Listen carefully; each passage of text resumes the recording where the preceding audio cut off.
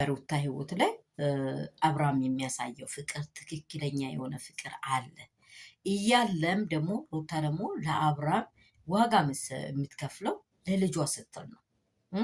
ሄርሜላን ምከረው እምቢ ካለ መከራ ይምከረው የሚባል አባባል አለ። ምክንያቱም ሄርሜላ ታይ ይሄ አያዋጣሽም። አብርሃም ህይወት ላይ ያለች ነገር ሶስተኛ ይቺም ፍቅርን እንግዲህ አስቀድማ ታውቀዋለች እንደነበረችው ማለት ነው። ግን እሱን ነገር ሁሉ ትተሹ ከሩታ ህይወት ውጪ የራስሽን ህይወት ኑሪ ተብላ ተመክራ ሄርሜላ ልትሰማ አልቻለችም። አሁን ወንድሟ የኢቴን ህይወት በጥብጦ አበላሽቶ ሲጀመር ሲነገርላት በግራ ስነገርላት በቀኝ ስነገርላት አልፋ ተርፋ ኢቷ እስከ መጨረሻ እስከ ጥግ ድረስ ስትሄድ ዛሬ ግን የዘራችውን ስላጨደች አንተ ምን እያልክ ነው? ከቢኒ ጋር ምንድን ነው አንተ አሁን እንትኑን በቀሉን አሳየዋለሁ ብለህ የምትፎክረው? አስቀድመ እኮ ተነግሮላል።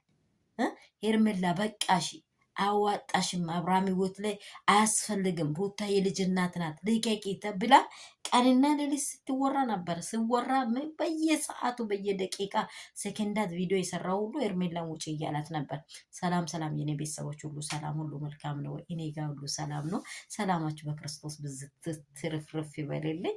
የሩትዬ ፋሚሊዎች ሁሉንም እግዚአብሔር እንግዲህ ያጣራው፣ እኛ የምናውቀው ጉዳይ የለም። በእርግጥ ሰው ልጅ በሰው ህይወት ላይ መጫወት አብርሃም ጭንቅላቱ እየሰራ ቢሆን ኖሮ እንዲህ አያደርግም።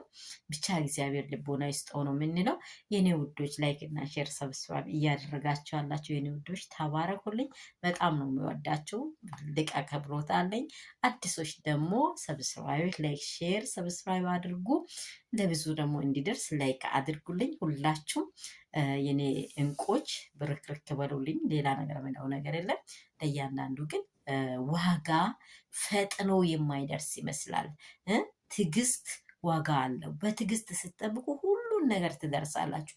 ተይ ስንል አታደርግ ስንል ሁሉ ሲጮይ አልሰማ ያለችው ነው። አሁን የምር ከዝና የወጣች ከምን የወጣች ሄርሜላ ናት። እውነቱን ብናወራ ማለት ነው። ሌሎች እኮ ወልደውም ነው። አሁን ፍቅር እንግዲህ እኔና አንተ አንድ ለአንድ ነን ብላለች ወይ አብረሽም ልጅ ትሆናለች። እቺ ልጅ አይታወቅም።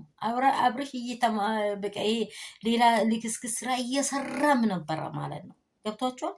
ይህንን አዲስ ነገር ይዞ ቢመጣ እንደ ግመል ሽንድ ወደ ኋላ ሄደ አዲስ አብረሽ። ብቻ በጣም ይደብራል። ሩት እያይዞሽ የኔ ቆንጆ ጀግና ብርቱ ሴት፣ ማንንም አትዩ። ወደፊት መሄድ ነው ያንቺ ስራ። እኛ የምንለው ነገር ሌላ የለም። አብርሃምም ሌላ የምናውረው ነገር አንዳች ነገር የለም። ልቦና ይስጥህ። ሄርሜላ ግን አሁንም ቢሆን ልፋት ከንቱ ነው የሚልሽ። ይህ ወንድሟ ዝም ብላ አትልፋ። ከቢኒ ጋር ስትከራከር ስላየው ምንም ትርጉም የሌላ ነገር ነው። መና ነው በቃ። ቡራ መውቀጥ ምንድን ነው? ትርፍ የለው።